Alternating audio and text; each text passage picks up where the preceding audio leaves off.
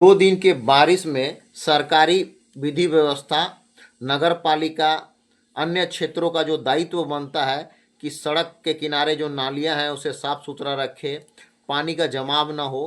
प्रशासन की लापरवाही के कारण ऐसा दृश्य मानगो के हर क्षेत्र में देखने को मिला है। मानगो उलीडी हो, काली मंदिर के समीप, एनएच के समीप जो बस्तियां हैं, फ्लैट हैं, उनके समीप का दृश्य हो, कई गाड़ियां, दुकान, क्षेत्र आने जाने के लिए प्रभावित हुए। कई गाड़ियों तो आधे से ज़्यादा पानी में डूब गई हैं। ये पता चलता है कि पदाधिकारी कुर्सियों पर बैठकर सिर्फ का कागज में जो काम होते वो करते हैं, धरातल पर का काम उन्हें नहीं दिखता है। 2 दिन की बारिश में ये स्थिति है मानगो का, कई क्षेत्र डूबा हुआ है। पुल पे पानी की स्थिति जमी हुई है, पुराना पुल पे उलडी का क्षेत्र है। ये काली मंदिर जहाँ NH-33 है उससे सटे हुए बस्तियां हैं, अपार्टमेंट है, वहां का दृश्य है। इससे क्या मालूम चलता है कि प्रशासन के पदाधिकारी क्या कर रहे हैं। बारिश आने के पहले, बरसात आने के पहले क्या वो इस पर ध्यान नहीं देते हैं कि किस तरह से विधि व्यवस्था को बनाए रखना है।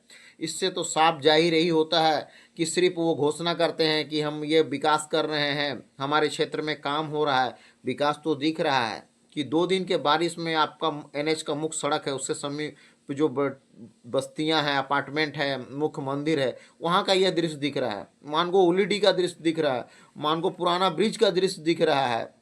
कपाली के क्षेत्र में वहाँ भी वही स्थिति उत्पन्न है। बारिश नगर की स्थिति भी वही है, वहाँ भी मुख्य सड़क पूरा पानी से जमा हुआ है।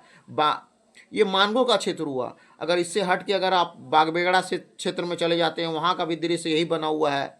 लगभग जुगसलाई के कुछ निचले क्षेत्र में भी यही स्थिति बनी हुई है। इससे मालूम चलता है कि प्रशासन कहीं ना कहीं सही समय पर काम नहीं कर पाता है और ये विफल हो जा रहा है, जिससे ये स्थिति उत्पन्न हो रही है। मानगो गौड़ बस्ती के क्षेत्र में नालियां इतनी जाम है कि मुख्य सड़क पर पानी बह रहा है। शांति नगर में भी कुछ निचला हिस्सा में ये स्थिति बना हुआ है और दाईगुड्डू के क्षेत्र में निचले भाग में नाला जाम होने के कारण पानी ऊपर की ओर चढ़ चुका है। ये सब प्रशासन को बारिश आने के पहले क्यों नहीं दिखता है। कई क्षेत्रों का इस तरह का दृश्य है जो अभी उपलब्ध हो रहा है।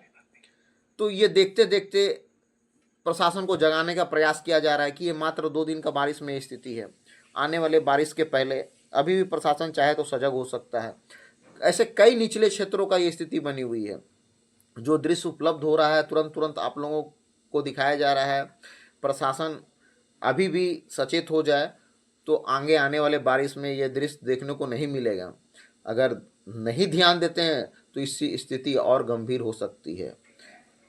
हम लोग निवेदन करते हैं, छोटे बच्चे को इस क्षेत्र में जहाँ पानी का जल जमाव है जाने ना दें। लोग अपने बच्चों को रोकें और जिनको ज़रूरत है वो ही घर से निकले।